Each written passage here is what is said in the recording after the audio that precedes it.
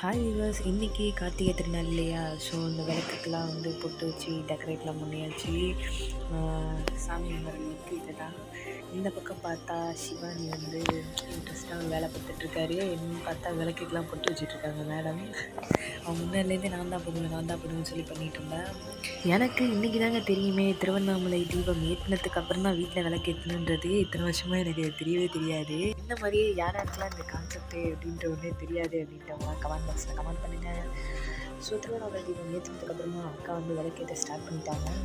நான் வந்து ஏற்றினதுக்கப்புறம் இந்த குட்டி குட்டி விளக்கெல்லாம் ஏற்றணும்ல, அதுக்காக சிவானி வந்து ஹெல்ப் பண்ணிகிட்ருக்கா. இந்த மாதிரி எக்ஸ்ட்ரா ஆக்டிவிட்டீஸ்லாம் கொஞ்சம் இன்ட்ரெஸ்ட்டாக இருப்பாள். ஸோ அவளே பண்ணட்டும் அப்படின்னு சொல்லிட்டு விட்டுட்டோம். அவளால் முடிஞ்ச ஹெல்ப் அவள் பண்ணி கொடுத்தா. இதாங்க ஃபைனல் லுக்கு எங்கள் வீட்டில்.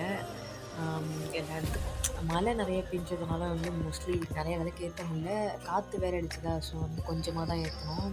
அதுவே பெரிய டிசப்பாயின்மெண்ட்டாக ஆகிடுச்சு.